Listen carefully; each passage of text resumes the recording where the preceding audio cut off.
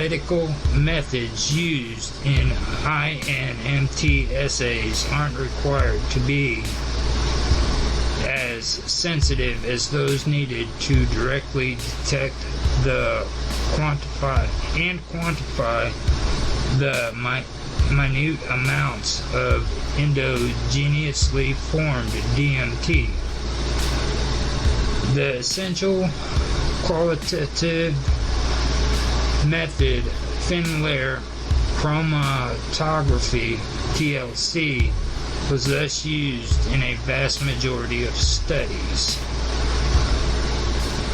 Also, robust evidence that INMT can catalyze transmethylation or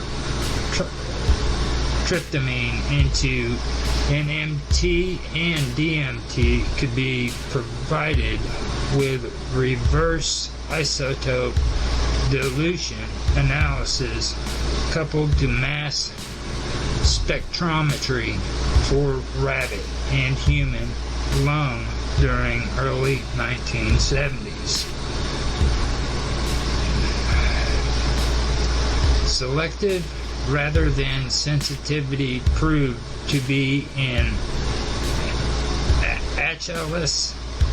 Achilles heel for some TLC methods, with the discovery in 1974 through 1975 that incubating rat blood cells or brain tissues with 14C-CH3 SAM and NMT as substrate mostly yields tetrahydro carboline derivatives. And it's not really B, it's just the symbol. Derivatives in negligible amounts of DMT in brain tissue. It is indeed simultaneously realized that the TLC methods used thus far in almost all published studies on INMT and DMT biosynthesis are incapable to resolve DMT from those tetrahydro B carbolines. And the B, like I said, is that symbol. No math genius, so I'm just reading all this and that's it. So these findings are a blow for all previous claims of evidence in INMT activity and DMT biosynthesis in avian and mammalian brain, including in vivo, as they all relied upon use of the problematic TLC methods.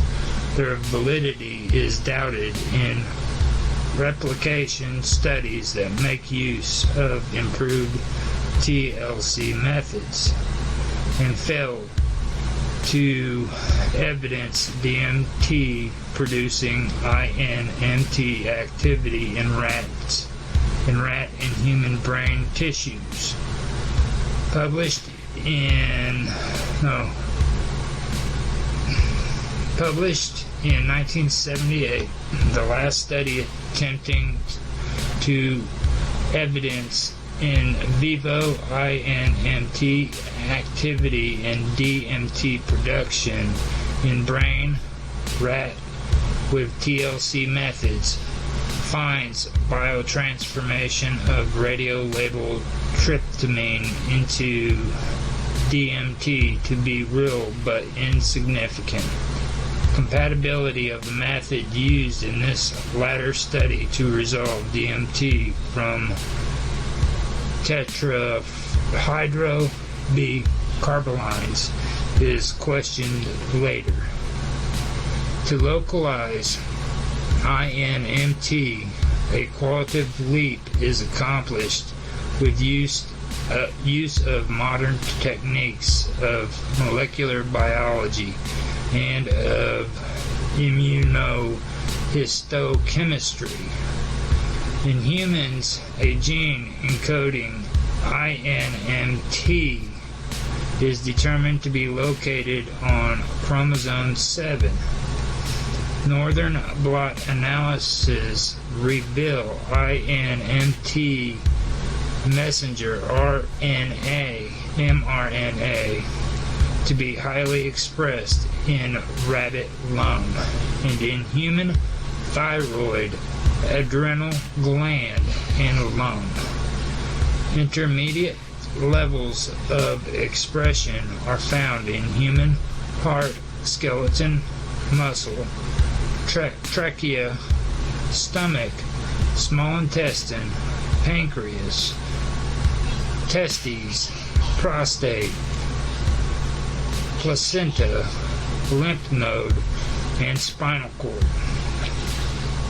Low to very low levels of expression are noted in rabbit brain and human thymus, liver, spleen, kidney, colon, ovary, and bone marrow. INMT mRNA expression is absent in human peripheral blood leukocytes, while whole brain, and in tissue from 7 specific brain regions: thalamus, subthalamic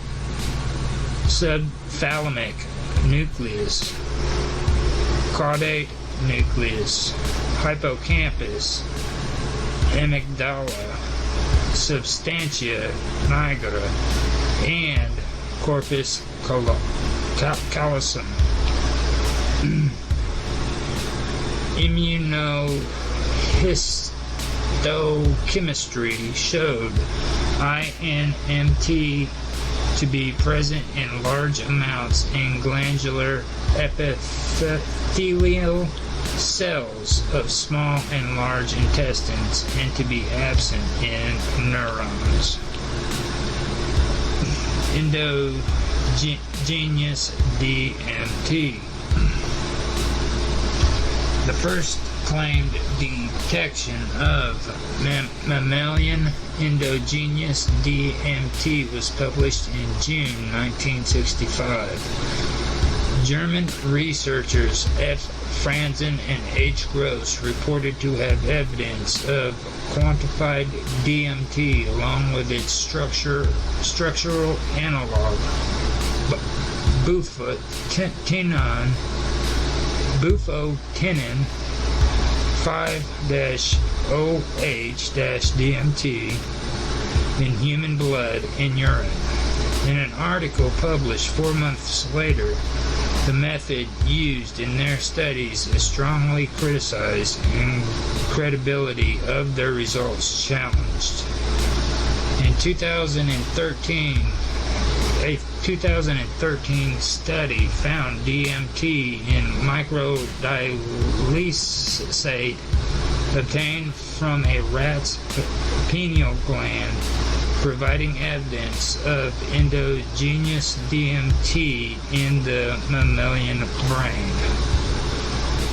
In 2001, surveys made in research articles point that few of the analytical methods previously used to measure levels of endogenously formed DMT had enough sensitivity and selectivity to produce reliable results.